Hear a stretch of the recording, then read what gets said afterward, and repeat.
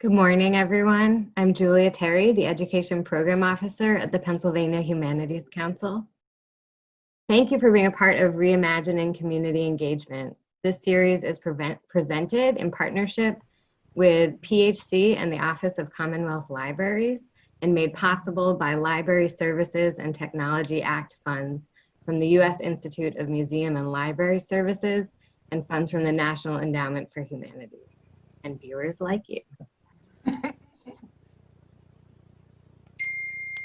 Next slide, Taylor.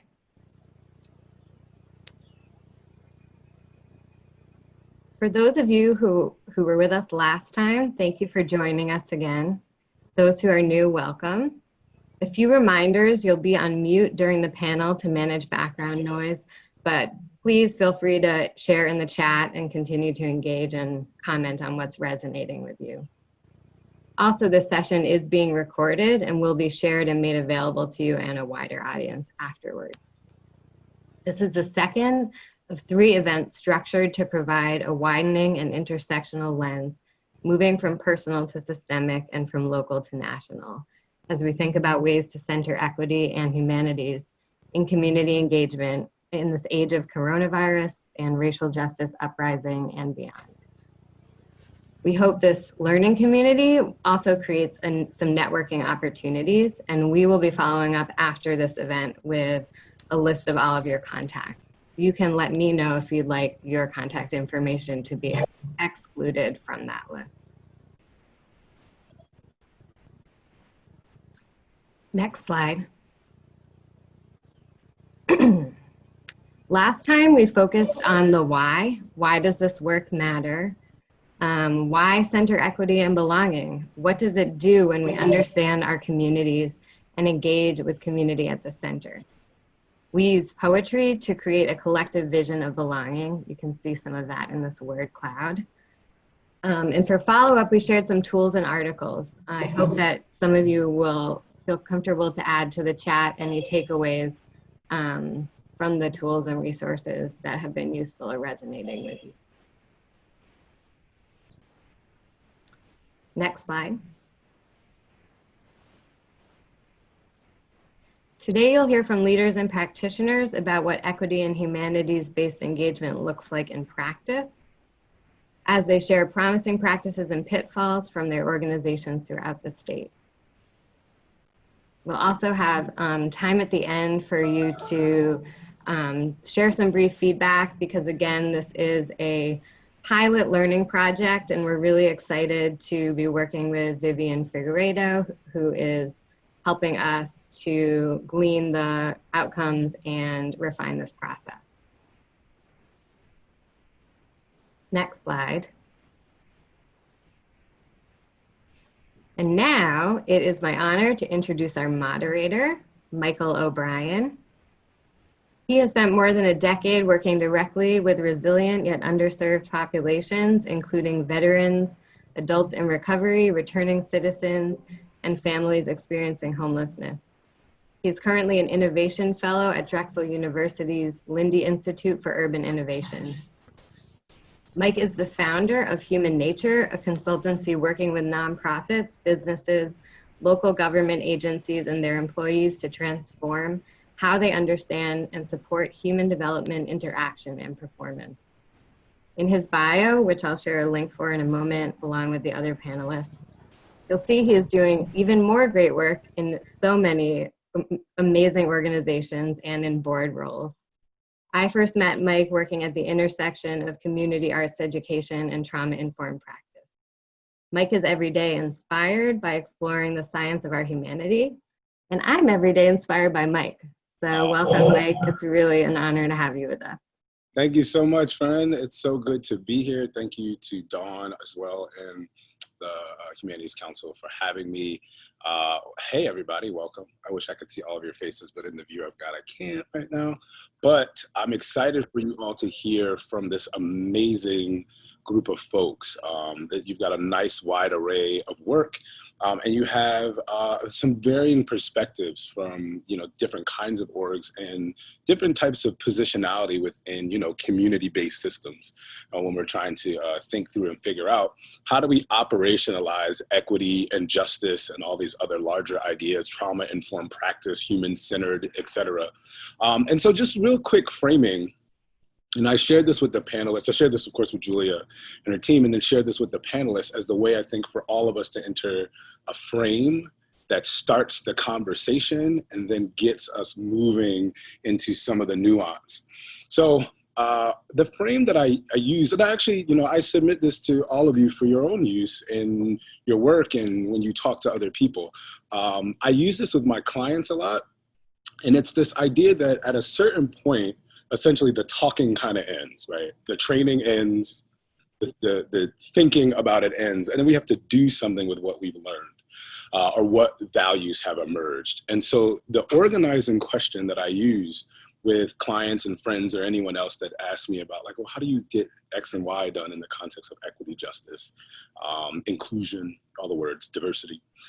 The phrasing that I use with them is, if we can't take your stated values and map them directly to line items in your budget, to policies and procedures / practices, then we really don't have anything.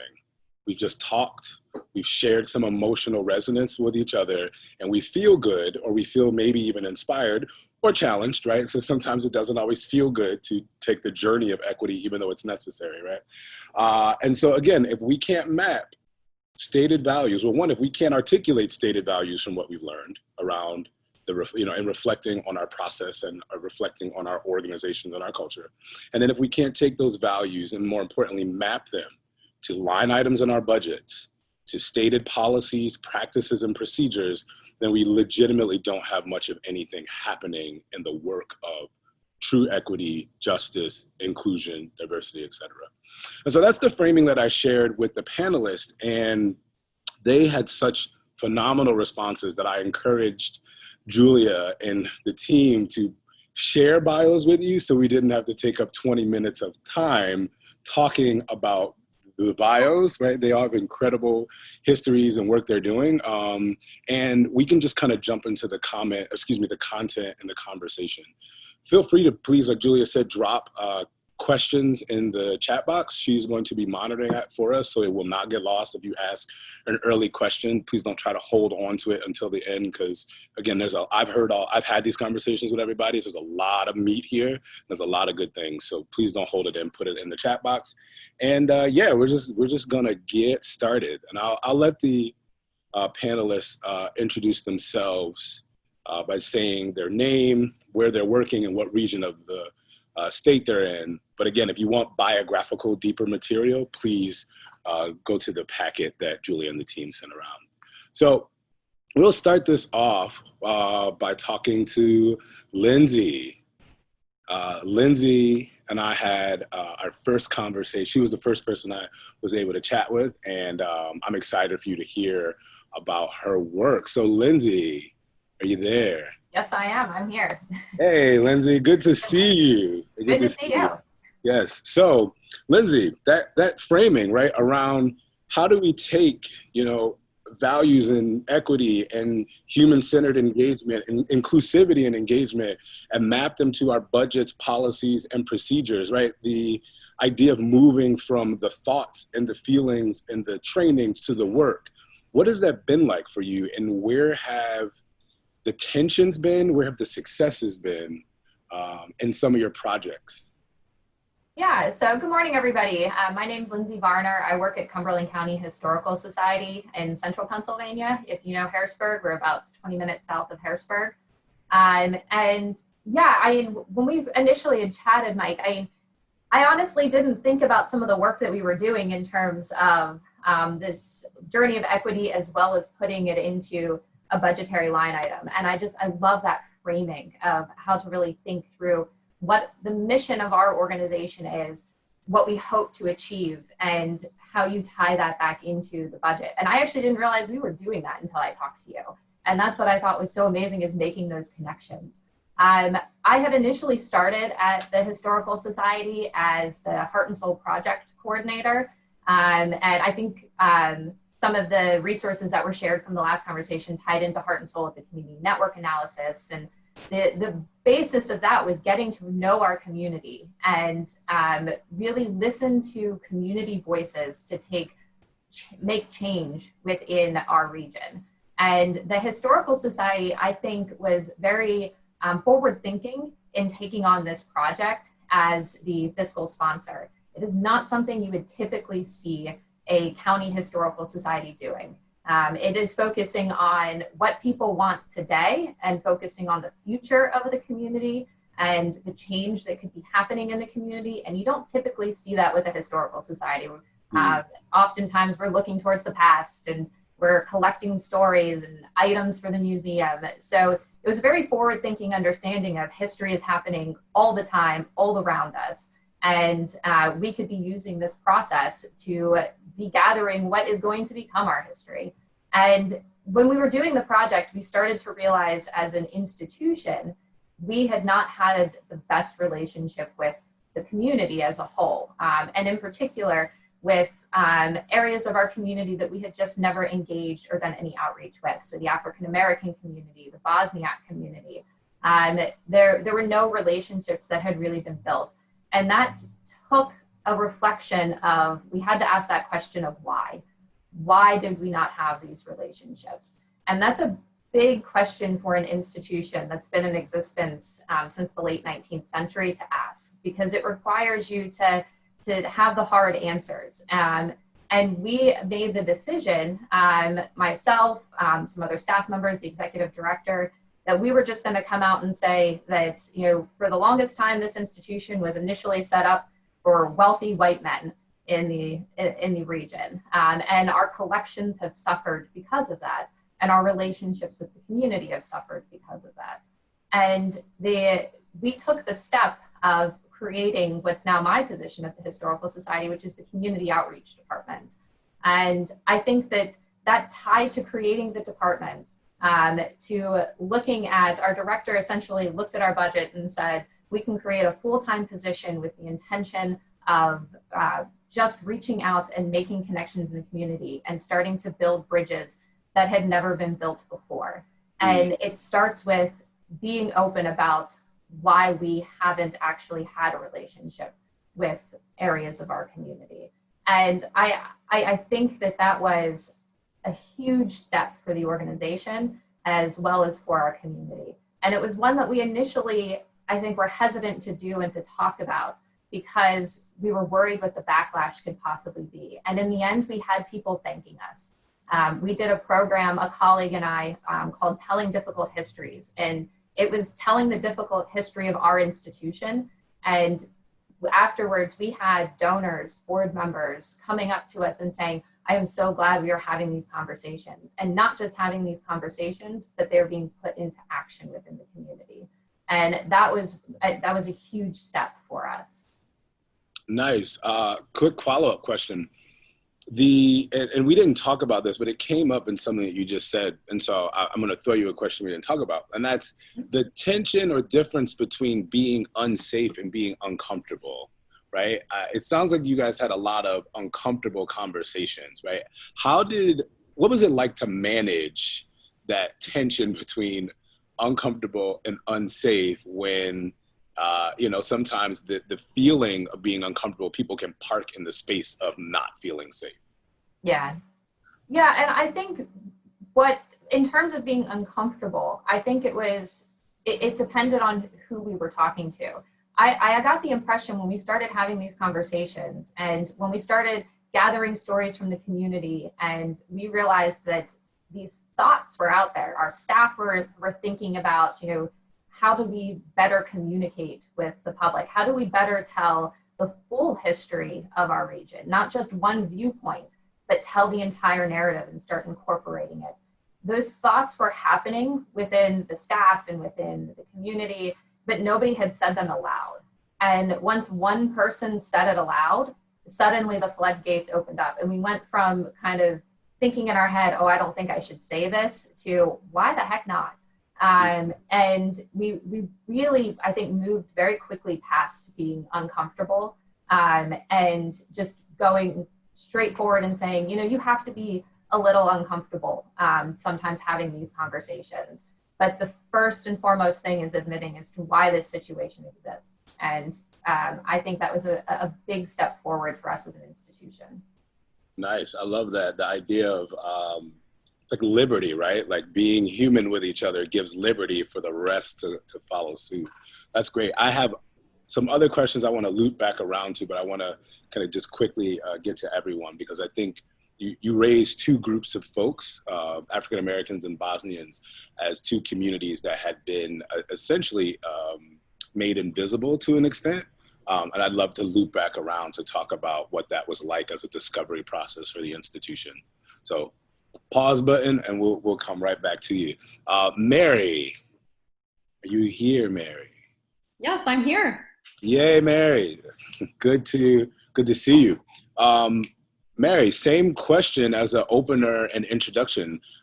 What can you speak to the tension between operationalizing values and putting it into line items and budgets and policies, and where some of the successes are, projects, what that look like, and even challenges?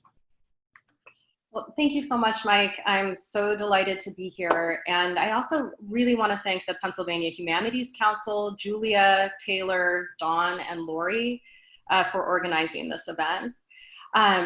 Mike, I'd just like to start with a little bit about the Southside Initiative. Okay, so my name is Mary Fultz. I'm an associate professor of literature at Lehigh University, and I'm the director of the Southside Initiative that Lehigh University funds. And we focus explicitly on promoting community engagement in the city of Bethlehem, Pennsylvania. Bethlehem is located in the Lehigh Valley. We're primarily known for Bethlehem Steel.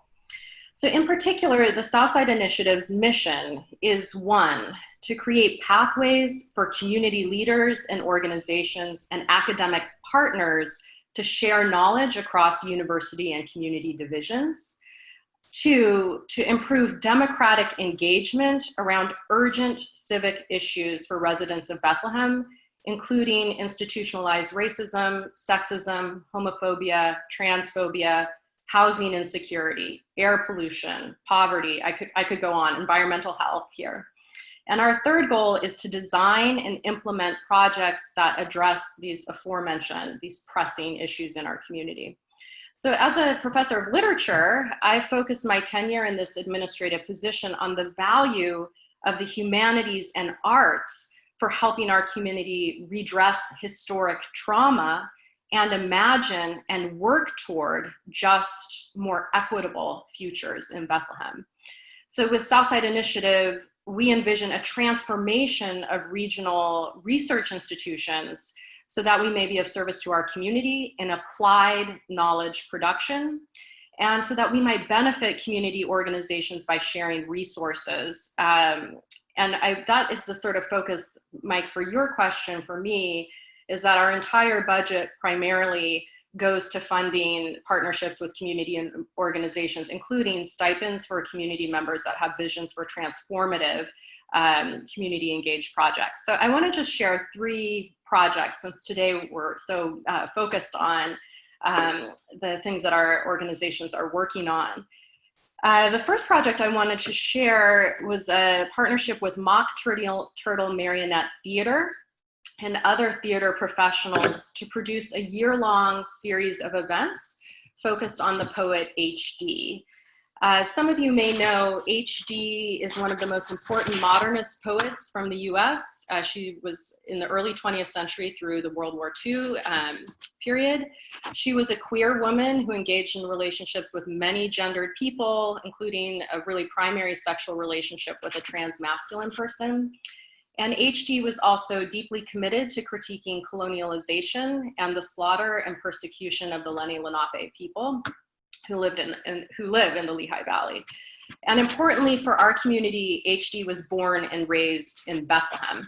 So with this project, we produced a year-long, and we're continuing into the second year, of a variety of different events. They were centered on these primary questions. What does it mean to center a feminist, queer, anti-racist ancestor in our understanding of our civic identity?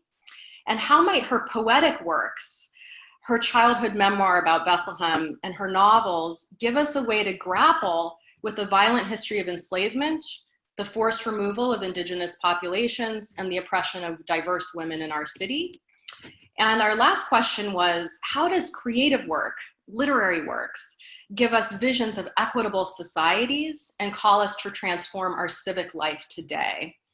So we answered these big questions with reading groups, lectures and discussions. We had panels of speakers. HD loved, and her poetry is full of images of the natural world. So we had gardeners on panels. We had professors on panels. We had artists on panels.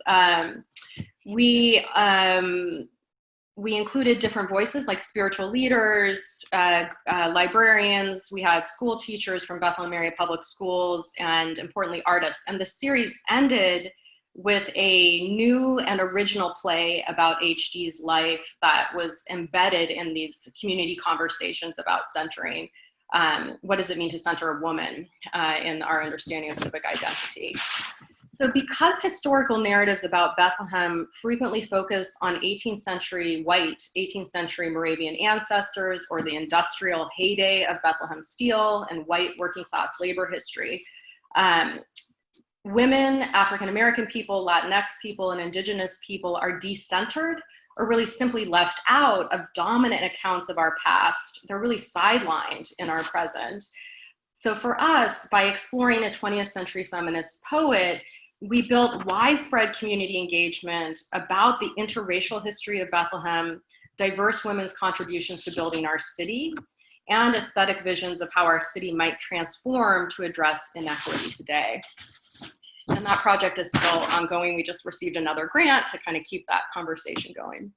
So I want to talk about just a second project, which focuses explicitly on LGBTQIA2S history in our region. So beginning in 2017, SSI collaborated with the Bradbury Sullivan LGBT Community Center. Bradbury Sullivan Community Center has an outstanding regional archive of LGBT history, lots of artifacts from political organizations, healthcare organizations, and social organizations. But despite being a community archive, Bradbury Sullivan really struggled to activate its archive for community members. Community members weren't really visiting that archive, even though it's theirs, it's theirs to own. So we came up with two projects to address this. We developed an oral history project that is collecting the stories of elders in our community, and that will be displayed digitally. We have a little over 20 oral histories in that collection now. This project allowed us to expand the archive, increase awareness of its contents, and ultimately to make the vibrant stories of LGBTQ people in our region available to residents online. And yet not many people go to archival spaces online frequently, so we also created a traveling exhibition about regional LGBTQ history focused on Pride festivals. This traveling exhibit has gone to 3 spaces. We have a 4th lined up. COVID kind of disrupted our plans a little bit. And the exhibit showcases how our first Pride Festival in 1994 began after a group of Lehigh Valley residents went to the 1993 March for Gay, Lesbian, and Bi Equal Rights and Liberation. And our community wanted to bring that national platform here to the Lehigh Valley, even as they wanted to focus on regional issues that impact diverse LGBTQ populations. Hate crimes bill was a big thing in the 90s for LGBTQ people living in Pennsylvania. We also, with that exhibit, I'll just say, and I'll kind of end this project here, that LGBTQ history is really not included in school curriculum, and in dominant narratives of the Lehigh Valley, LGBTQ people are frequently left out. We have labor history, we have Moravian history or Bethlehem Steel. LGBTQ people, we fall out. And so this particular project ensures that the broader Lehigh Valley learns about the incredibly strong presence and powerful political presence of LGBTQ people in our region. And we had lots of panels around that too. So hundreds of people at this point have seen that exhibit. I think the final project that I'll end here, Mike, that I wanted to share today is what we call our Pedestrian Bridge Project. And this was a 3-year partnership between SSI and the Sierra Club. We wanted to create civic conversations about civic design and development in our city.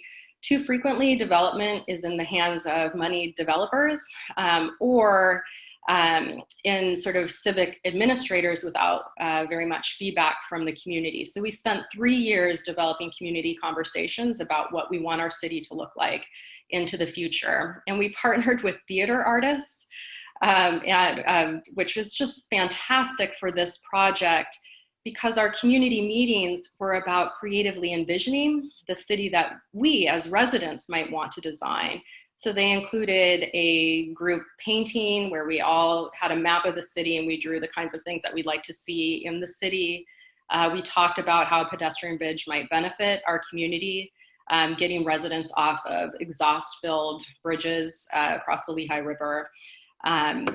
And then ultimately, we created a proposal using 3 years of community research centered in humanistic questions about values that we shared with city administrators, and we were successful in receiving a feasibility grant from the state to explore creating a pedestrian bridge in the future. And the thing I want to focus on with this project is we modeled a different way of thinking about civic development. We modeled slow, community-based, democratic deliberation about civic infrastructure that resulted in moving city administrators to work with residents to imagine the city that we wanted to design. So when you center humanists and artists in questions about development, you get really different results and more community engagement and participation in imagining our city. So I think I'll stop there, Mike, with those 3 projects, each of which SSI wrote grants for, we found university funding for, and really supported community partners in developing their vision. Great, thank you so much. That's just powerful work.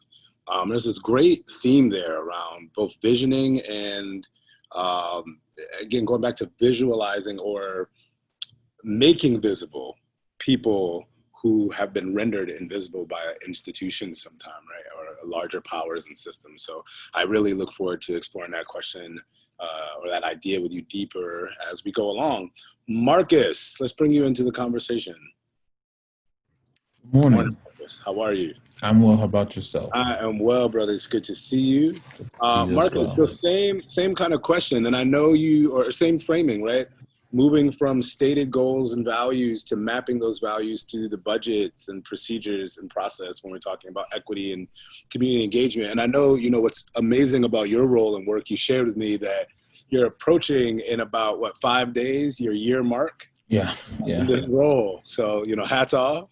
Thank you. On the year end, absolutely. And yeah, if you could speak to like the visioning that you've been going through in the role and what that looks like in this context, I think that could be pretty powerful for people to hear. And of course, anything else to frame out your introduction through this lens of the tension or work to operationalize values.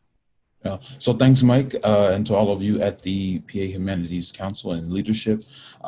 Really glad to be here and have this conversation. Everything that has been said before is so rich. As a matter of fact, I hate to come behind Mary because it just really, makes my work look like what am I really doing? But the Erie County Public Library, where I work, which is in the Northwest region of PA, the mission statement is to ignite ideas, excite passions, and inspire actions to improve the collective quality of life for the region. And my job is to create community partnerships for the library that will bridge gaps and bring our resources and tools into the lives of people throughout the county. We are a county agency of the Erie County government.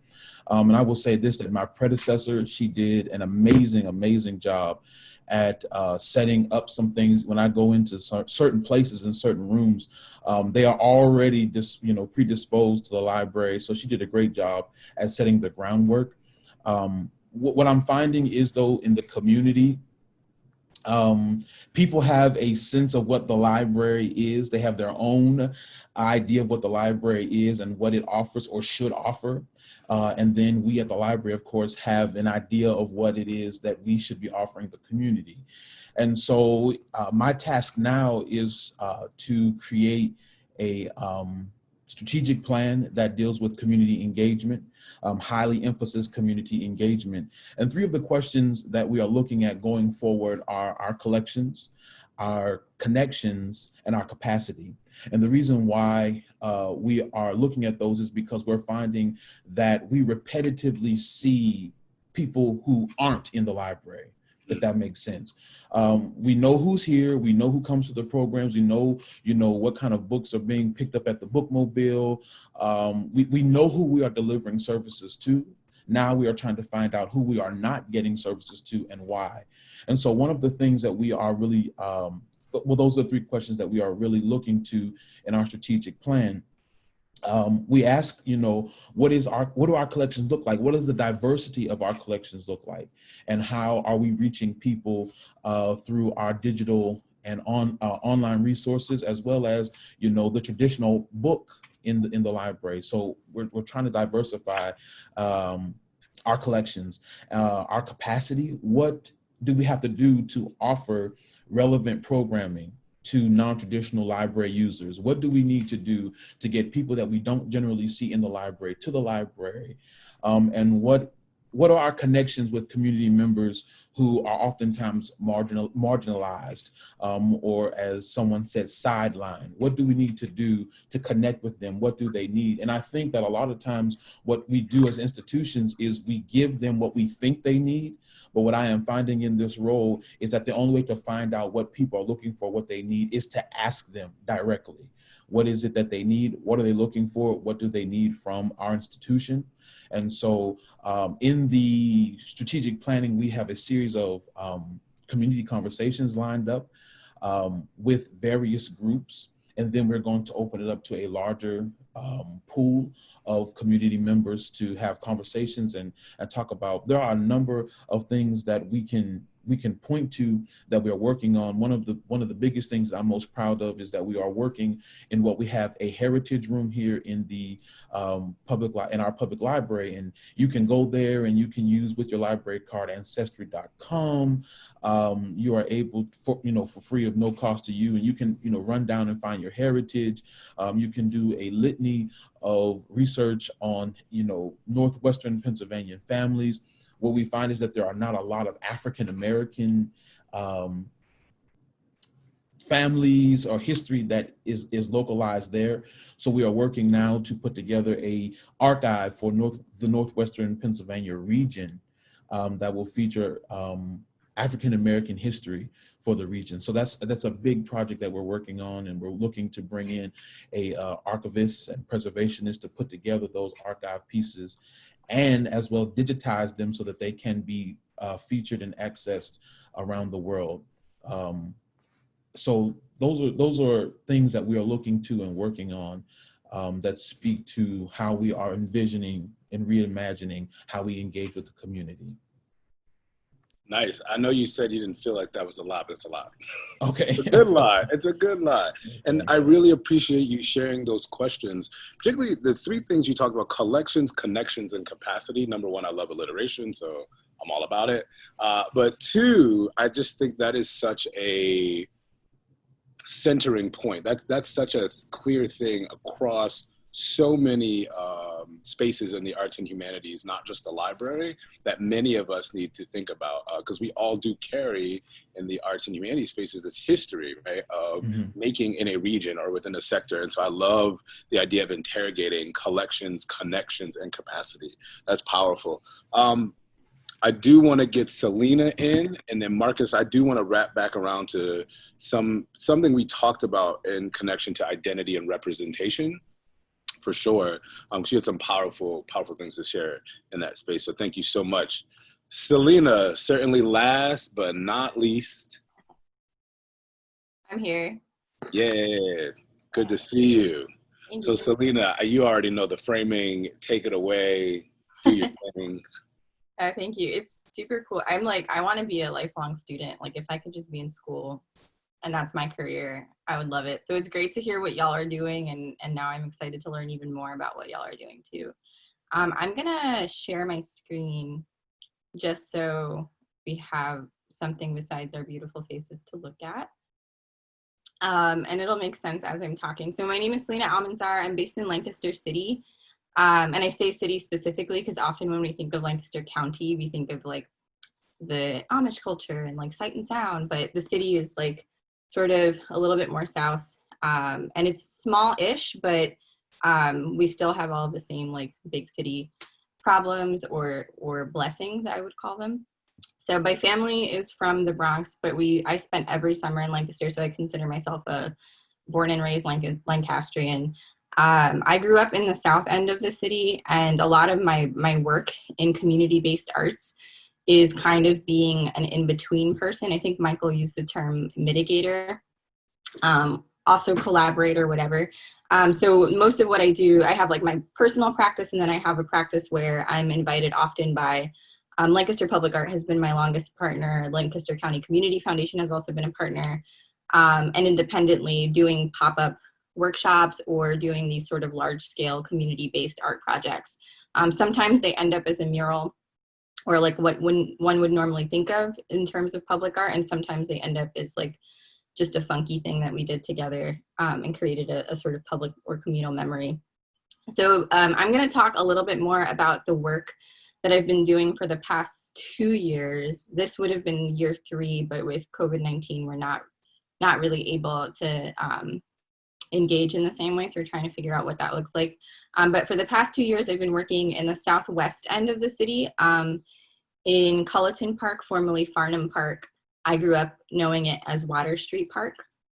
And it's kind of located, Water Street is this street that runs all the way across the city, but it's also a street that has a really deep history in trauma.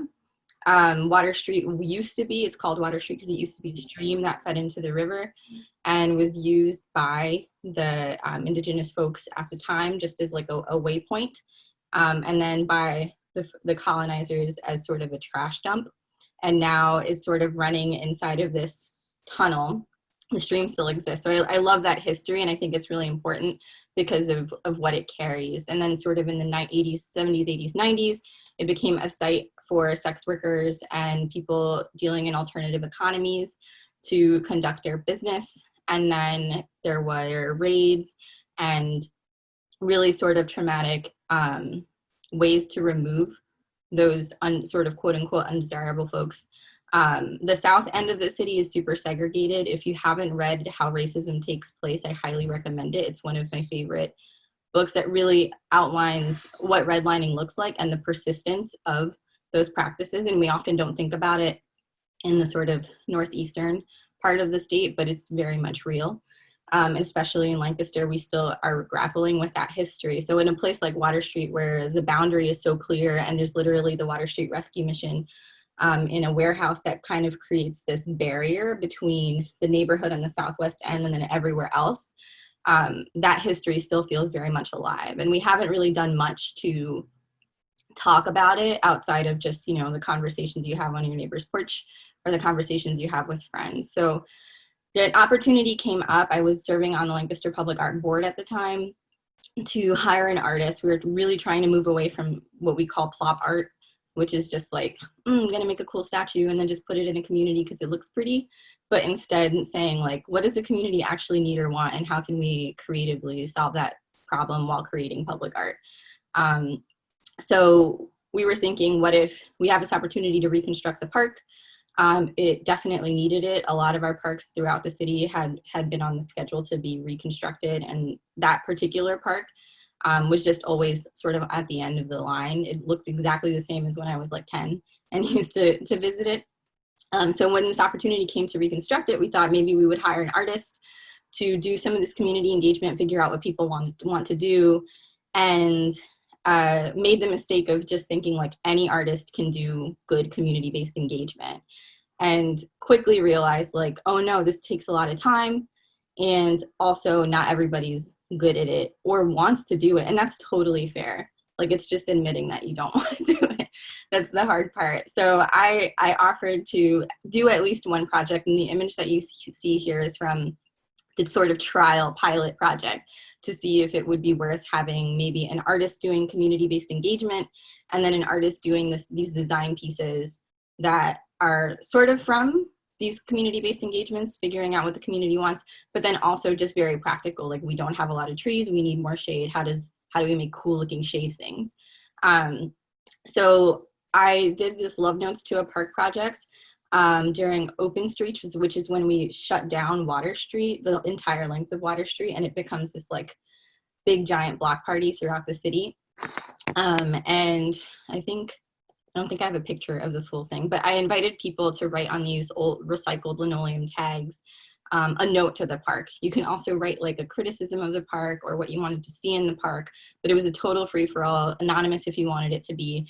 And the unexpected consequence, or blessing I would call it, is that folks started writing memorials to people that either passed in or near the park. So it was kind of a way to inadvertently address some of the hurt and the harm that happened in that neighborhood, but also alongside some of the hopes and dreams and visioning for the future. And then eventually, this is year 2 in the park, we decided to create this fence gallery. And all of these tiny panels were created during my, I was then hired and had to step off the board in order to do this, but hired to do sustained community-based engagement. And at first it started like, our goal is to figure out what exactly people want to see in the park, like the nitty-gritty details of like what kind of slide, etc. And then we realized that doesn't matter. People just want to talk about their community.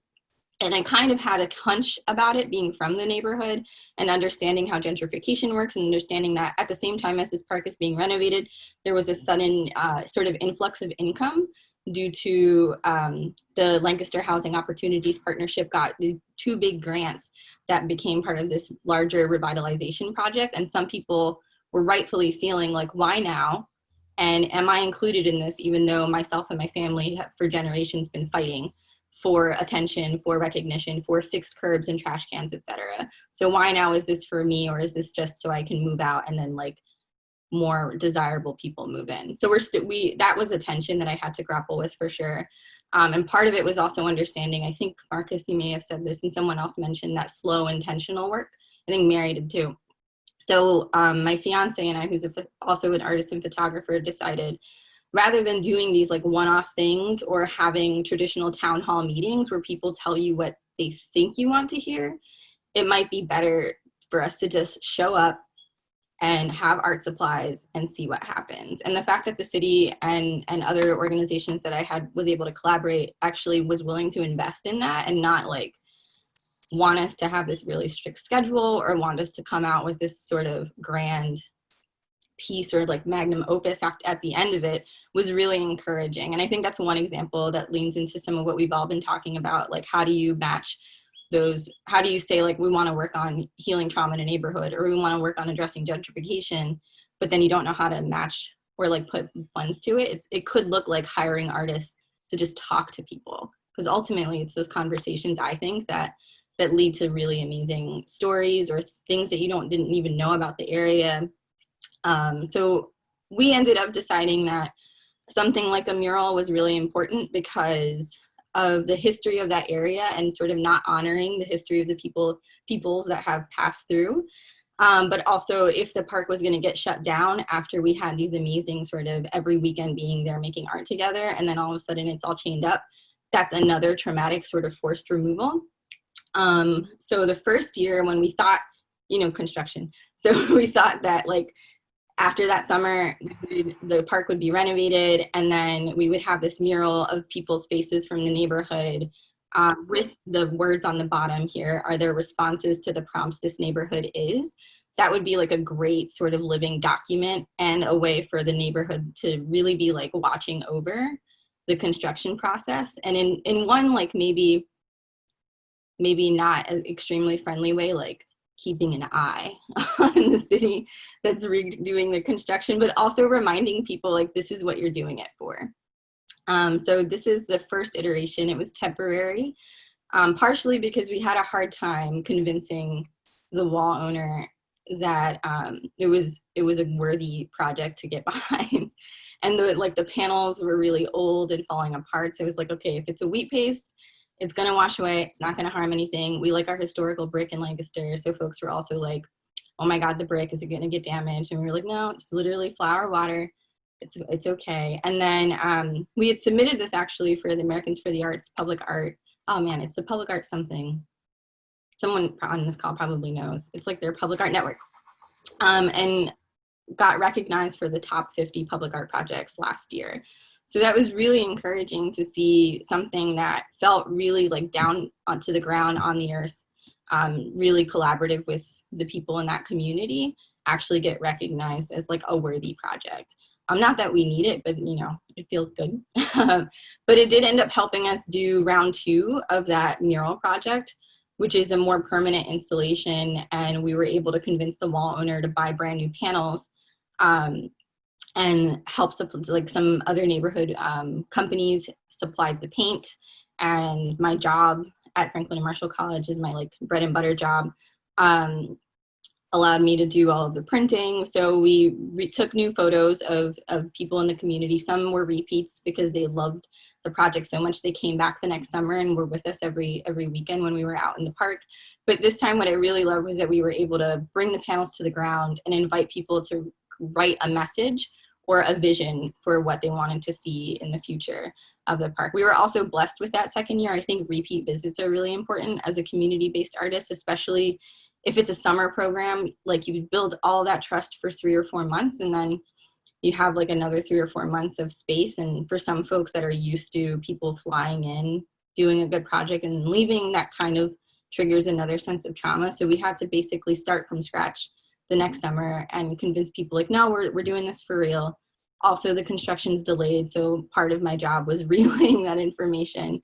And then ending with a mural again felt like another good way to say like, we're invested in this, and this is important enough that we're gonna put your faces there again. And this time they're gonna stay. And this time your words are there too. So this is just one of the examples of the panel, and a person that came to the park almost every day. Some folks, because a lot of people assume that when we have like our circus tent out, it's just for kids. And then there's like an intimidation factor, I think, if you haven't like painted for a long time. So we had to overcome that.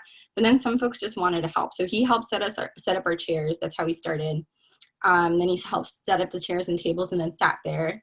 And then the next weekend would like sit there and maybe pick up a pencil. And then all of a sudden he started making zines with kids and interviewing people in the park, and then coming back and telling me what he was finding out about the softball game and how people felt about the softball game. And it became this really cool way where like, it wasn't just myself and my fiance or art partner, but myself and the entire community talking with each other and sharing information. And it also didn't feel like I was like flying in and data, quote unquote, data gathering, but actually like respecting their stories and respecting them as scholars in their own right. So the park is now finally under construction, and it's taking a lot longer. So we're not able to work in the park in the same way and safely. So we're trying to figure out like, what does it look like to have another sort of gathering or something that's meaningful, maybe once the park is done or once things sort of slow down. So I think I'm gonna stop sharing my screen now and stop talking.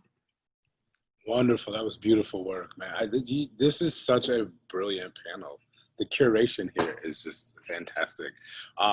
Lena, thank you so much for sharing all of that. I love the endorsement of money going to artists to help facilitate, you know, conversations across generations, across cultural spaces, voids, identities, the whole nine. I think that is absolutely brilliant. Part of my practice, so I'm always going to advocate for the idea of bringing artists and creatives who particularly center a lot of their work in communities and in social practice, like bring us into these areas that you typically wouldn't bring us into, right? So like, what's it like for Marcus to engage you all in part of their strategic planning process and bringing community voice, right? Because one of the most fascinating aspects about voice is, you know, it's particularly in the arts community, we love to use the term giving voice. And I always like cringe at that because there's so many presumptions that come along with that kind of thinking and that line of thinking, right? It means that there's a power differential where one has the right to give or deny voice, and that is not ours to give. We don't even have the power to give voice, but we do have the power to intimidate voice, to silence voice, to amplify voice, to interrogate voice, or we can do all kinds of things to voice. But the one thing we cannot do is give it, because we're born with it, right? We can encourage voice, right? We can teach people multiple methods of how to use that voice and disseminate said voice. But the actual thing we cannot do is give voice. And so when we start with the premise that one can give voice, we are actually backing up systems of racism, patriarchy, homophobia, transphobia, right? So I'm preaching, I apologize, but you all got me excited and I had to put that out there. Lindsey, I'm gonna back around to you, because I think in the midst of all that everyone said, and it's something that Selena brought up that I think loops us right back around, which is this idea of holding space for what emerges, right? So you went in and asked, this is what I love about art and questions and leading with curiosity. You ask a question and you got to be prepared for what comes, right? And so what I appreciate about your journey, Lindsey, is when you all asked yourselves these internal questions, you did make space. You made space for what came. And I remember when we were talking, and you briefly mentioned it today, but I'd love for you to expand on this some more. When what came up was a recognition that data was actually kind of getting in your way a little bit, right? When it came to recognizing who was there and who was not being seen. And you said some wonderful things about the tension of recognizing Bosnians as migrants, not just white people. And I'd love for you to talk more about that kind of space of being an institution and working through data to help you, but then where do you have to make space for other things that start to emerge, and then, you know, the shifts that can take place from there? Yeah, so this resource was actually shared from the last conversation, but when we were doing the Heart and Soul Project, one of the first parts of the initiative is to look at who's in your community. We use the community network analysis for that. And that analysis gives you an opportunity to kind of take all of the misconceptions that you might have about who is in your community, who lives, works, and plays there. And it forces you to really think about, you know, how do you actually view who's there? And we initially went through it using straight demographic data, looking at past census records, and this realization came to us as we were going through it. You start to look at everybody who is connected within your community. And we realized that there was a fairly sizable refugee community, the Bosniak community. They're mostly in their second generation now. And when they arrived, a lot decided to stay and settle in the Cumberland County area. And in census, however, they tend to, most of the time they'll take, you know, white within the census records, which means when we start to look at communities within our community, oftentimes we were finding that, especially within our institution, we weren't doing any outreach communication. We weren't talking about you know, the establishment of the community, the building of the mosque that just recently opened up nearby. There was no discussion about how their culture and their settlement was a part of our history. And we constantly lament, I think, within our institution that we didn't get the opportunity to talk to somebody or to gather their story or to gather their history. And we had this opportunity by doing this community network analysis to take a more proactive stance towards better understanding who is here and the impact that they have in our region. And we knew that it wasn't going to, it was going to take a while to build a relationship, and we knew that it was probably not going to come from the Historical Society, just because there have been a lot of past tensions within our community. So what we decided to do was to partner with other organizations, and that's the amazing thing about the Heart and Soul process, is that it does give you that opportunity to partner with people and to recognize that, you know, we might not be the best to reach out, but we know that there's another church in the area that are doing works and starting to build that relationship. So they are probably the best ones to do that and to reach out. and to talk about, what have they brought to our community and how can we capture that in some way.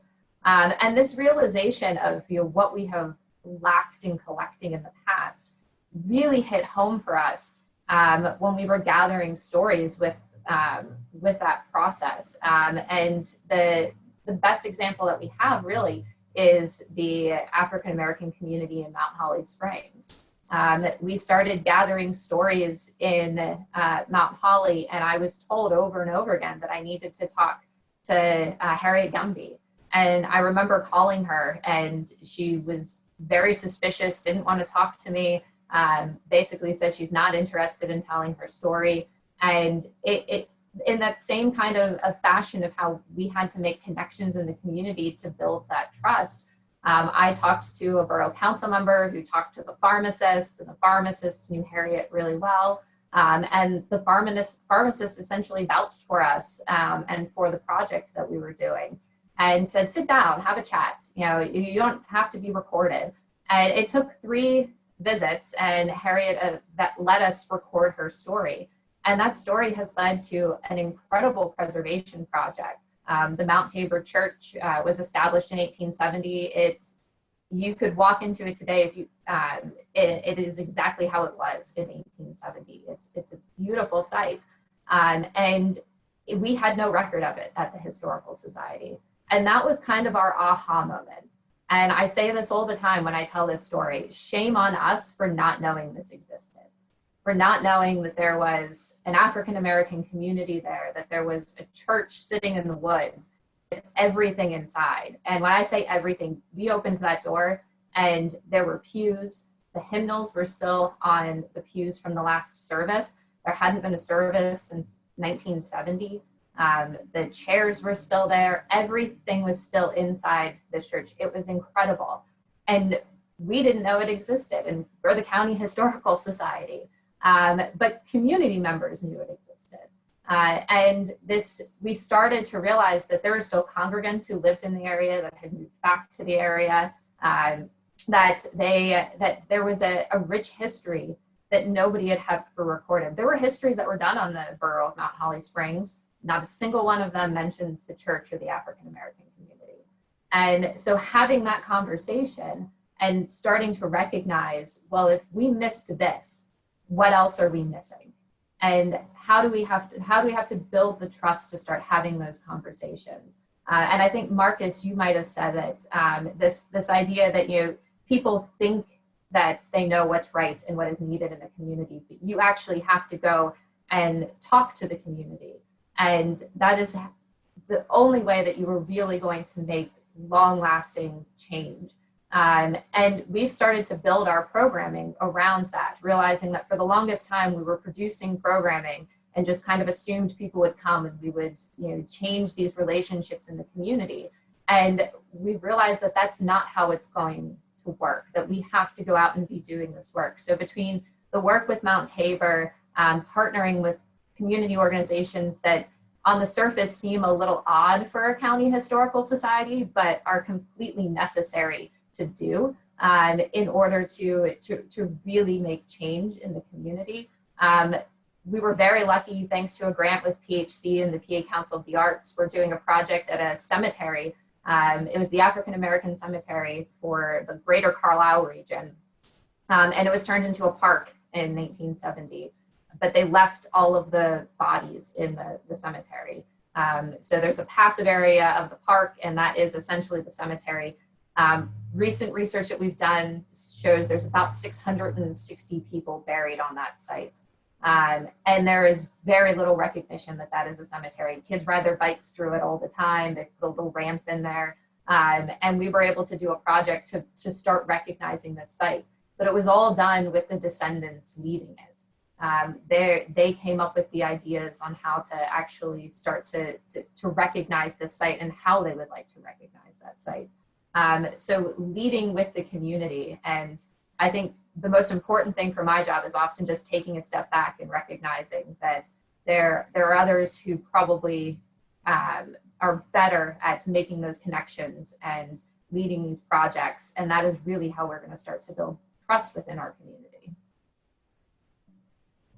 There are so many nuggets in that. Wow, that was great. I just want to like bullet some of those nuggets for folks for sure. And Selena just dropped a book recommendation in the chat, so everybody make sure you check that out. But Lindsey, that was such a powerful story, particularly the idea. I'm going to start at the end of what you stated and kind of work backwards. The idea of making space. The idea that I hear there is also about sharing power, right? You as an institution have a certain amount of power, and to share power with the descendants to lead the way, right? Like that's a very specific positionality, because a lot of what we're taught in community engagement work is that our job is to empower somebody else or empower a group, which can actually be a costly endeavor in terms of time, planning, and organizing. People then want to put together logic models, and then we have to have lots of talks and debates. And there's nothing wrong with organizing thoughts and using tools like a logic model or a theory of change, but we could end up spending 6 months theorizing about how to empower versus what you are talking about your organization embarking on, Lindsey, which is doing a deeper internal dive, seeing where your positionality is in terms of like social geography and in terms of power, privilege, liberty, access, and going, well, what can we be doing to share the power that we have with our constituents that we are supposed to be in service of or are currently in service of.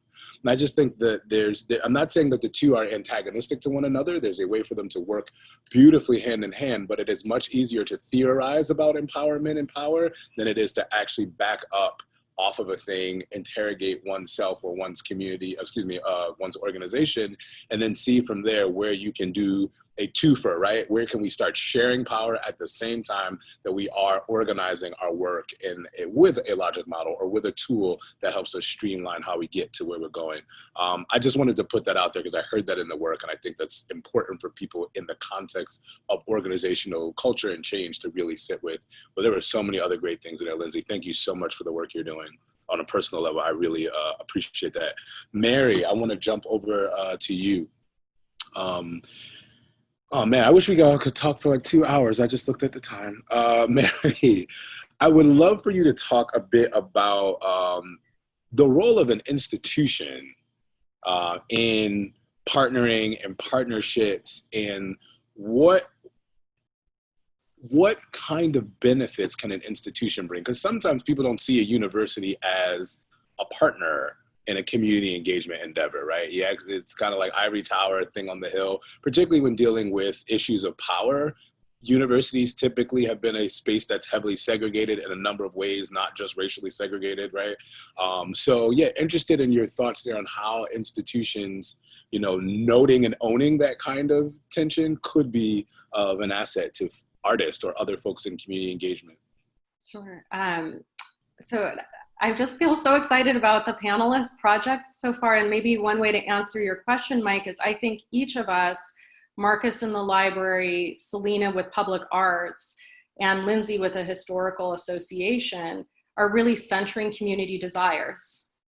So what does the community desire to increase the collection so that it would reach diverse populations in public libraries?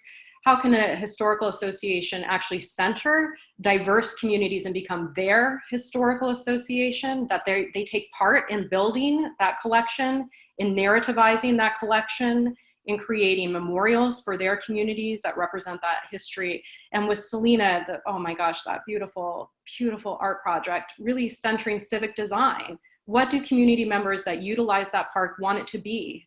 How are their lives represented in infrastructure and civic design? And how do artists and humanists facilitate communities getting their plans, their designs for that park out into public space? I mean, I'm just so overwhelmed by all of your amazing work. I think for Southside Initiative, historically, Lehigh University has not had a strong or really even a good relationship with our surrounding community in Bethlehem. We have gobbled up entire neighborhoods, working class neighborhoods, and planted educational buildings in those neighborhoods. We've displaced people. Some families have been displaced 2 or 3 times by university expansion. And so as an institution, we have a really troublesome, problematic, and I would say violent history of taking up space and not giving back to our community, or even sort of recognizing the needs of community around us. And Southside Initiative was created to try and work through that institutional problem. Our projects always start in partnership with a community organization or just community members that have a vision. So it's not top down. So I don't sort of show up and say, hey, I want to do this LGBT archive oral history project. It really starts from building relationships with community organizations and being of service to those community organizations. So I frequently think, okay, this organization, like the Bradbury Sullivan LGBT Community Center, has a really rich archive. They're struggling activating the archive. They want more collection drives. How can I utilize university resources to help them achieve their goals? So I grant write for community organizations. I am publishing information with them. So I work with them to write articles that celebrate their work. We have one coming out in a regional newspaper recently, and we're writing one right now together for an academic journal that will help them in the future get grant funding. We can help with archival support. So Muhlenberg College is where the archive is stored, and professional archivists are helping preserve and digitize their entire archive. But we are not taking ownership of their archive. It remains within the LGBTQ community. So frequently educational institutions, we like to own things. We'll work with you, but we want it in our collection. And that's not how this archive works. It's really important that community members that are invested in that archive own it, that it is theirs. They can take it anywhere they want to take it. So we're sort of being of service, giving professional skills, helping them in that way, develop the archive. I've been able to put students in their archive, graduate students and undergraduate students, to create exhibits. And we've done a lot of community member training. So when we talked about that oral history project, I brought in, and the university paid to bring in expert oral historian to train community members involved in oral history projects. And that has been the same process. Right now we're working with two really outstanding community leaders, one of whom is here. I can see her on my screen. Her name is Rhea Levy. And Rhea is the leader of a project called The Voices of the Black Diaspora, the Black Experience in Bethlehem. She is phenomenal. She's changing the shape of Bethlehem. And she has a real vision for a heritage center in Bethlehem. I won't go into all her projects because they're hers and her partners. But I will say, we like to support community members and organizations that have really outstanding visions for future work. And we've also partnered with the Latinx Oral History Project. I don't know if Janine Carambo is here today, but her project is called Voces de la Comunidad, which is an oral history project. And we've provided a lot of backup support, so training with tech. We've loaned cameras and tech to that project. So I think institutions of higher education can be excellent partners. We can find pockets of money. We can be grant writers. We can help with tech. We can help with training.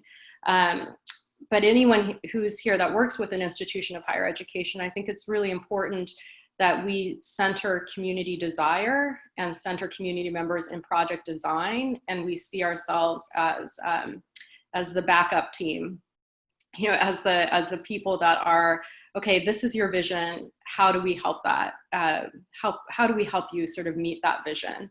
And then on the flip side, I think institutions of higher education can help promote through publication, and I think it's important to collaboratively write or collaboratively produce films or newspaper articles that really celebrate our community partners.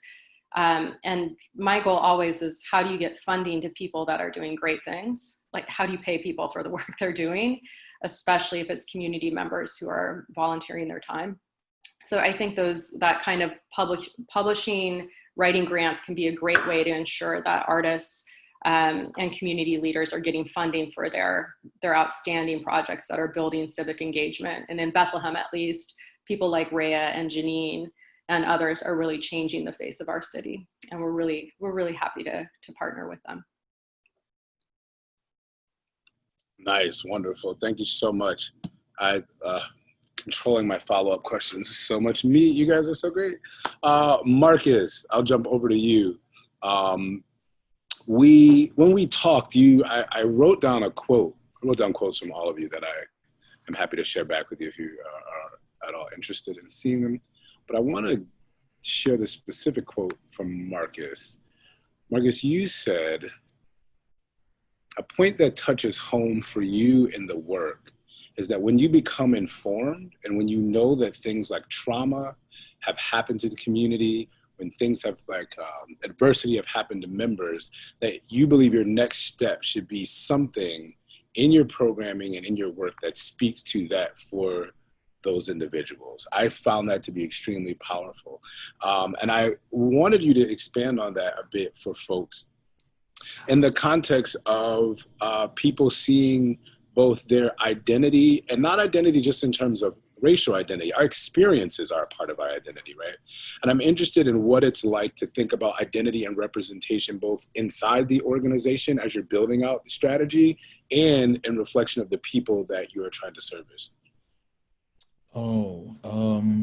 Well, there's so much I could say. I will say this, that I've said it before here in my institution, and I will continue to say it, that outreach and community engagement is not a one-man show. And in the comments, Chanel Cook made a very, very, I think, poignant statement in that if you want to see lasting effects and lasting impact, you have got to make sure that you have the appropriate staff and that the roles and responsibilities that you're expecting also meet the capacity that you are allowing. And so as I am essentially a one-man department in terms of outreach, other than the 2 bookmobile staff that I oversee who are always out on the road. And so I'm trying to engraft outreach initiatives in their work just so that we can kind of, spread it out a little bit more and distribute the work a little bit more evenly. Other than that, I'm a one-person department. That is challenging. It is very, very challenging. And the reason why I say that is because oftentimes what happens is I will go out and I will try to bring in individuals who are not seen in the library. And oftentimes the departments that will have to kind of cultivate relationships with those individuals don't necessarily, I won't say they don't see the need, but it doesn't necessarily coincide with what they are doing at that particular time. And so then I find myself in a push and pull struggle. At the same time, if I may say this, as an African-American male on a predominantly white staff, I have to really be able to be versatile in my approach to things and my personality in the library when building relationships within the library, what I call in-reach, trying to really gauge if the people that I'm working with see the need for outreach. Because it's one thing to say we want to excite passions and create a place where people can come, but that's not actually what we support. That's not actually what we show. And so trying to cultivate a mind and an attitude that there are people out there that we're not reaching, that when we do reach them, are we going to be able to accommodate where they are in life when they get here? So that's one thing, trying to do that. The second thing is that even as an African-American man, I have to be considerate and mindful of the fact that African Americans aren't the only people that aren't being reached, right? We have the Latino population. We have a high Russian population in certain areas of our county. We have new Americans who are coming from African nations. We have got to be able to also relate our engagement to them, and so that our resources and our tools can be accessible for them. And so sometimes there's this game I have to play in the community with who I am as a manager, with my colleagues, as well as who I am with staff. And even, and I'm not sure if this is getting away from your point, Mike, but even as, a African-American, as I said, sometimes I have to deal with patrons who are African-American and what they're looking for in the community. And so sometimes I have to switch that lingo up so that they will understand where I'm coming from. I understand what you need. However, at this time, bruh, that's not what we offer. We don't have that.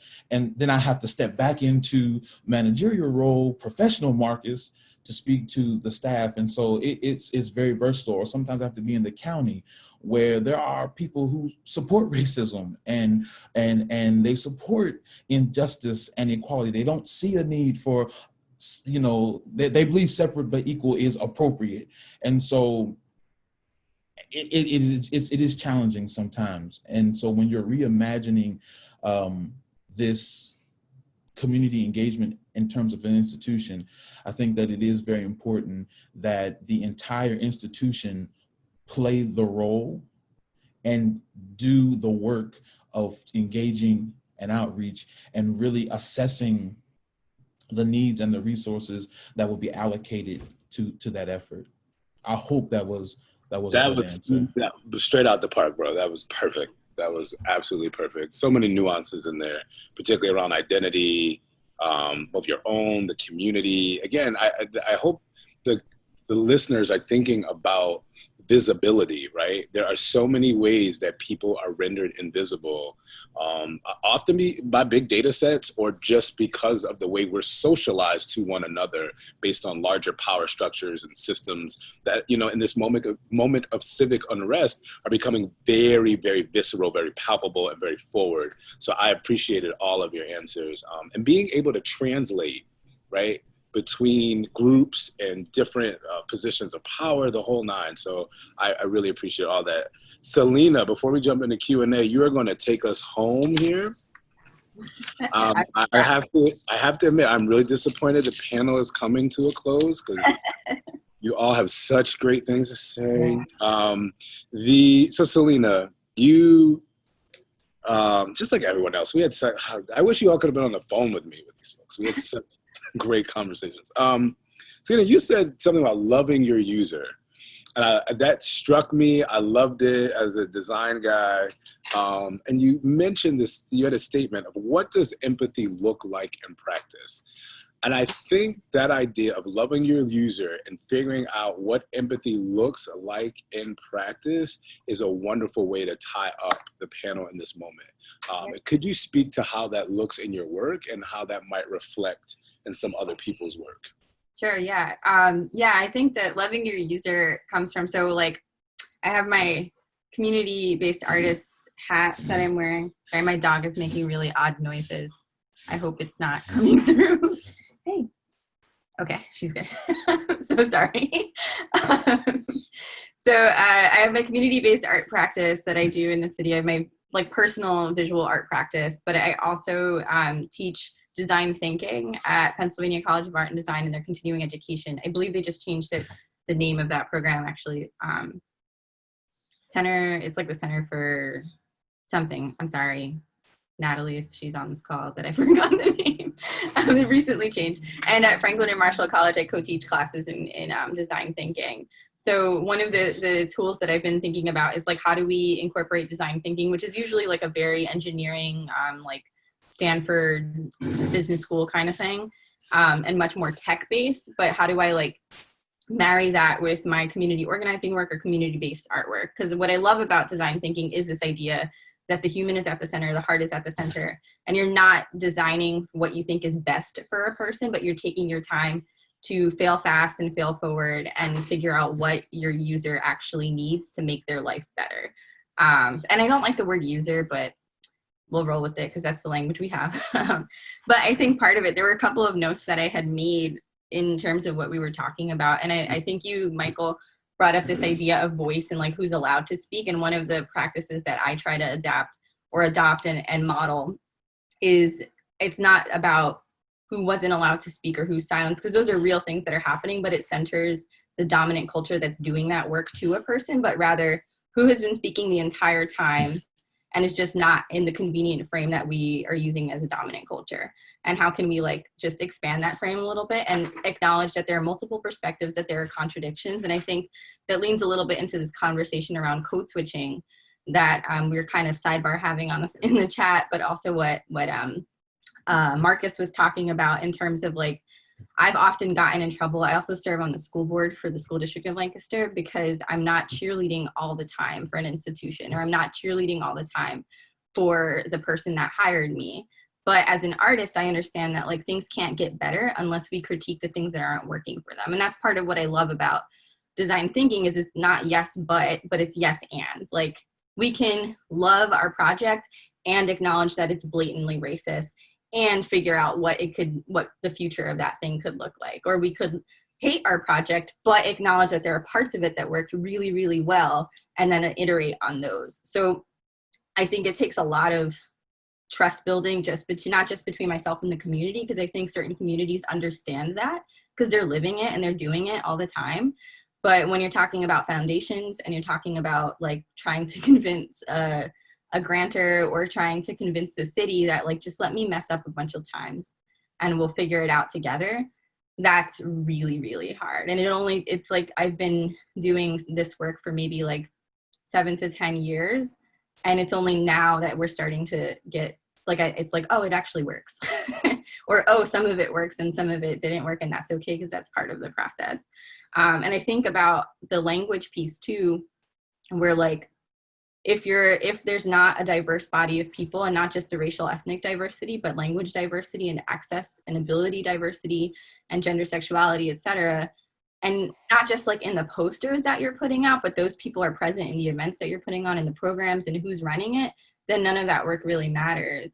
So one of the things that we did for year 2 was work with the Church World Services has a program called Language Beyond Borders, because year 1 we realized we were putting everything in English and Spanish. I'm bilingual. I speak Spanglish better than I speak Spanish because I grew up speaking Spanglish in my household.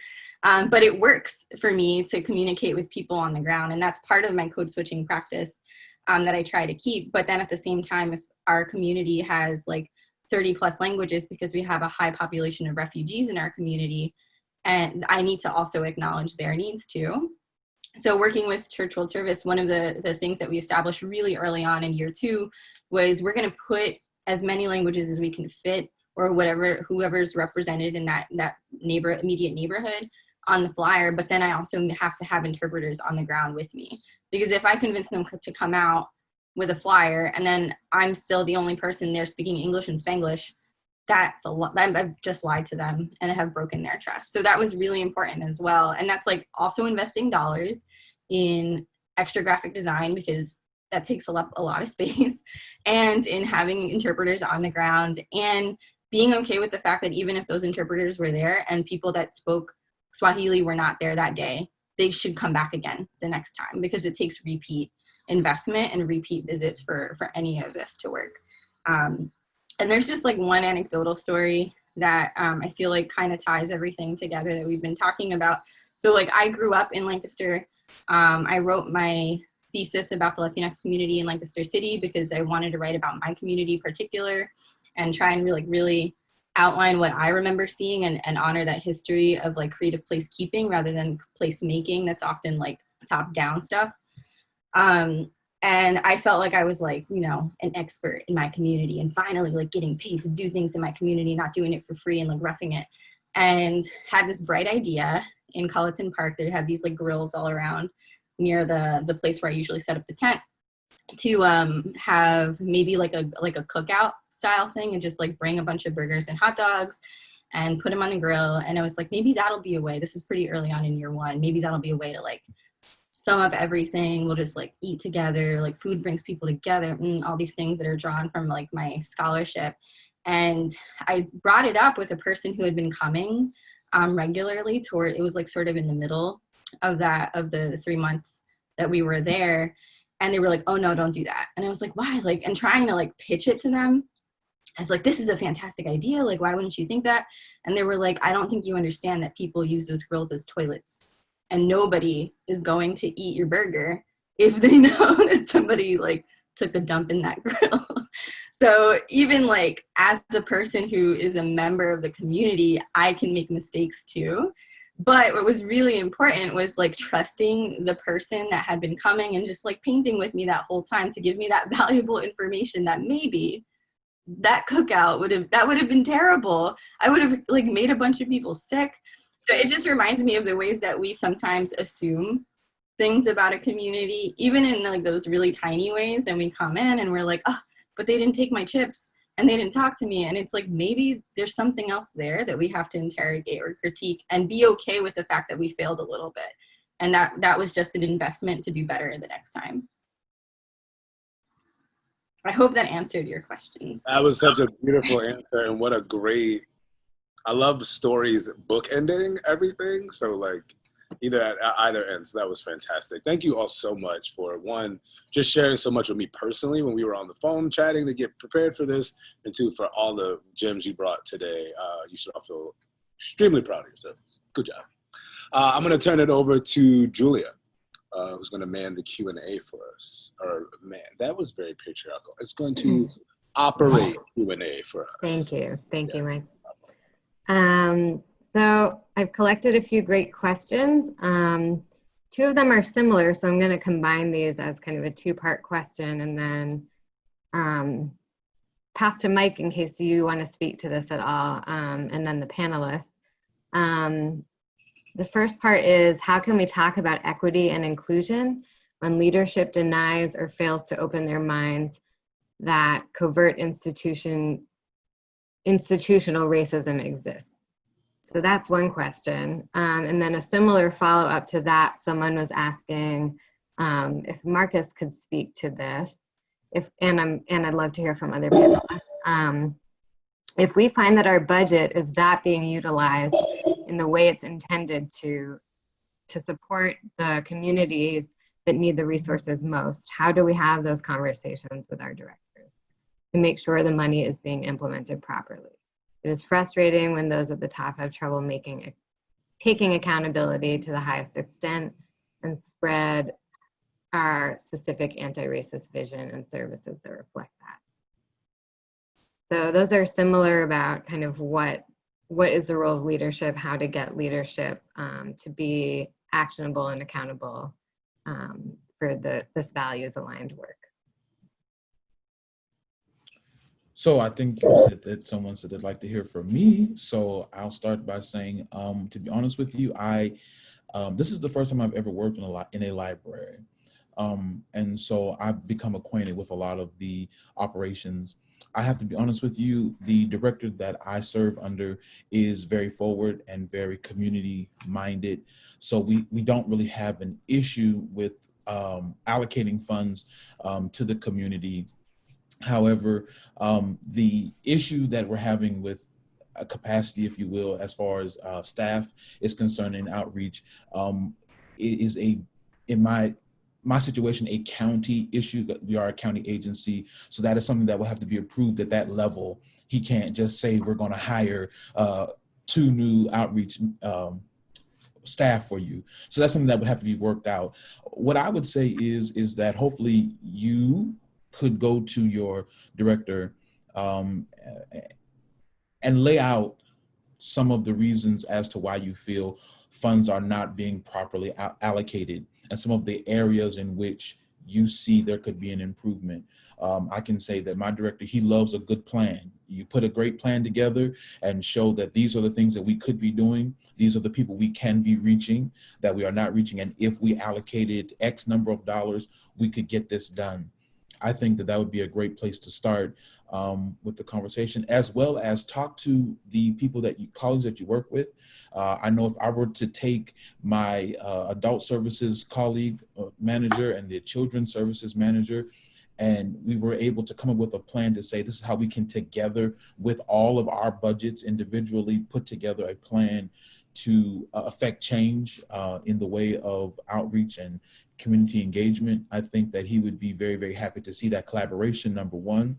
And then number two, that we actually came together with a plan. So I would say start with a plan, really think about and work how funds could be spent so that you can, emphasize focus in areas and not frivolously, buying armbands that say, I'm happy and I'm here, or something like that, but something that actually has meaning and impact. I think to the point of that first question around, correct me if I'm not phrasing this correctly, how do you convince leadership that racial equity or justice matters or belongingness matters, right? Was that, Julia, the question, how can we talk about equity and inclusion when leadership denies or fails to open their mind that covert institutional racism exists? Yeah, I mean, I think there's two layers to this question. The first is, do you feel that that is your job and or journey to take on? Like, I know personally as a young Black male, relatively young, I'm 35, I don't think that it's a part of my work to convince white people that racism exists, or to convince, non-people of color that racism exists. Now that I'm saying that, I only have but certain space to even try to convince people of color that racism exists. The same way I only have but certain space to even convince men that sexism exists. Now, what that doesn't mean is that I'm going to abort the job at large of addressing sexism and racism, right? It's just, I'm going to strategically align myself into spaces and places that can move the culture and the needle around those issues, as opposed to trying to convince one or two particular people that this is a real phenomenon in real time. Now, that's the first thing, right? Now, the second thing is, believe it or not, I do get called into a lot of situations where I do have to essentially make the case. And that's legitimately what you're doing. You have to make the case. I can show people a business case. And I had to do this in working with for-profit organizations. I literally can show a business case and rationale as to why, why not recognizing racism, sexism, patriarchy, et cetera, exists is actually hurting your bottom line and hurting your business. It's hurting your productivity. It is destroying the creativity and innovation that could be possible amongst your staff. It's destroying team morale, et cetera.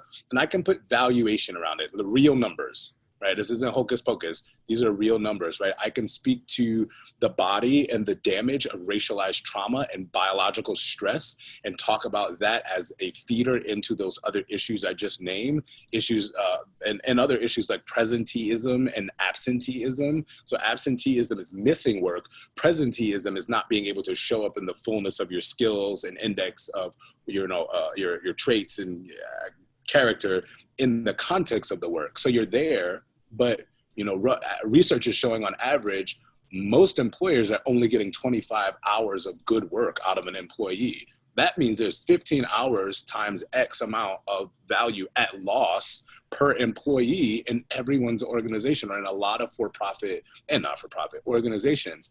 When people start to hear that, they might not want to admit racism exists, but they can admit that their pockets are getting hit. And so it's not that the money is going to make the biggest difference, but it's a door open because capitalism rules the world. But the sexy part, if you will, is that capitalism and racism and sexism and patriarchy, they're all brothers and sisters, right? They're all intertwined. And Selena, I see you dropping some good comments in here, so jump in the conversation, please. Yeah, I just like the term co-conspirators. I think someone else said, Lisa said accomplices. And I think that's like, I'm thinking of this work a little bit more specifically in my role as a school board director. We're blessed with a superintendent that actually wants to do really deep anti-racism work in our district. And it's also like we as a board, we have chosen finally to actually do that work ourselves. So part of it is like, how do you get leadership to model that? And if you're in a position where you're serving on a board, or you can sort of ask your board to attend anti-racism or cultural bias workshops, one is not enough, first of all, but at least getting that door open is really important. And then I think I agree with you too, Michael. Like, I'm often called in just because I'm like the only Latinx person that somebody knows, to be like, can you teach an anti-racism workshop? And I'm like, well, maybe not the best person. Also, I'm just an artist. I don't want to do, this is not my job. But I do have a position of privilege being a professor, where I start every single one of my classes with some sort of anti-racism or cultural bias workshop before we get into the conversation about design thinking, before we even get into the conversation about public art. So if you're in a teaching position, that is a position of power. How are you doing that work for Black and Brown or BIPOC folk, so that we're not having to carry those conversations again over and over and not get paid for it? But then at the same time, like, rather than talking about what your definition is of anti-racism, how are you actually just taking like the speaker of what we're saying and putting it in your spaces of influence? And I think that's the difference between being an ally that's just like reblogging things or sharing things, and an accomplice that's actually putting yourself on the line a little bit, or a co-conspirator, and actually like taking some of that damage, because ultimately it is an intercommunal conversation, and there's but so much that we can say as BIPOC that white folks are going to hear, and we kind of know where the problem is, so we need y'all to talk to each other. That is such a great point. I just wanted to underscore that, right? Like, white people talking to other white people about racism is a huge thing that needs to be invested in, for sure. And just to share a resource, there are programs and training institutes, not a ton, but there are some out there. There's a group out of, I think they're called Training for Change. They have a specific subset of trainers that are called White People Training Other White People on Racism. So I'll be happy to share that with the PA Humanities Council so they can share that with you all, because that is a great point, Selena. Mike, can I add one thing about, so one thing that happens with our administration is that we constantly have to make the case why we're using budgetary funding for projects that address institutionalized racism. So there's this sort of like, how is that about the whole city of Bethlehem? That's about a portion of it, which is completely erroneous. So part of how we address that kind of administrative attempt to silence projects that are really going to grapple with the urgent issue, the pressing issue of institutionalized racism in our city, and also on our campus, also at the institution in which I serve, is to consistently, this has been our strategy, to consistently make sure that our projects receive a lot of attention from collaborators in the community, from press, that we have incredible press about our own projects, that we can continue to bring back to administrators and say, oh, we got this grant, or oh, look, the Morning Call, our regional paper, published this article about SSI. I keep all of our press clippings. I constantly contact reporters. Administrators care about impact and visibility. And so if they're able to say, oh, this is a small project, it's not having a large impact, we can always come back to say, no, we are addressing urgent issues in our community that our community is invested in, that they've started these conversations, we're supporting those conversations.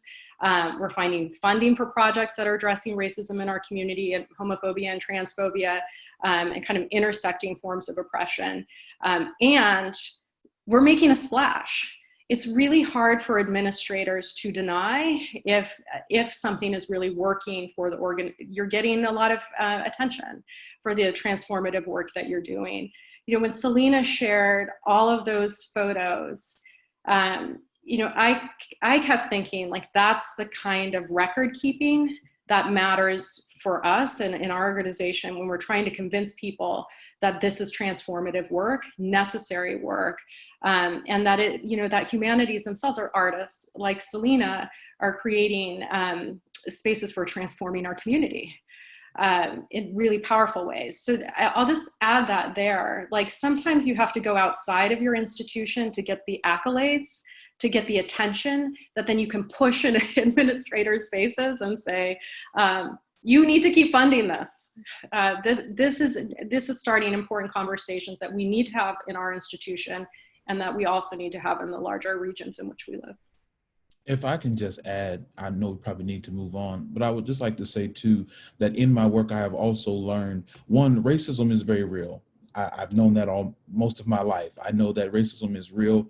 And I would not tell anyone that you haven't experienced racism in your leadership and that that's not the case. However, I will say, though, that what I have learned is that it is not always racism.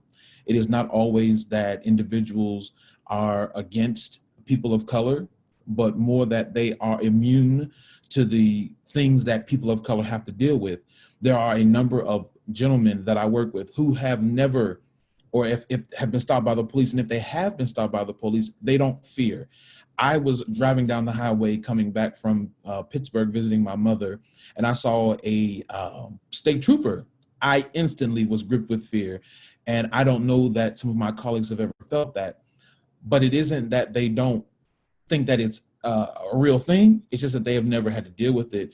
And so to some degree, I think that, like Mike said, you have to make the case. You kind of have to present it to them and let them know, hey, this is what's going on. This is what's real. And these are things that you can see that let you know that it's real. And then after that, allow them to make a decision Sue Banks, in a story she told us one time at Turning Outward, made a great statement that she had to make a decision that she was not going to be like some of the people she was raised by or raised with. Although that was what was going on around her and that's what she was used to, she decided that was not who she was going to be any longer. And I think that that is what we have to allow people to do, and not try to jam it down their throats, but allow them to come into an awareness, if you will, on their own, that this is real, this is wrong, and I'm going to support it, or support the fight against it. I will not abide it.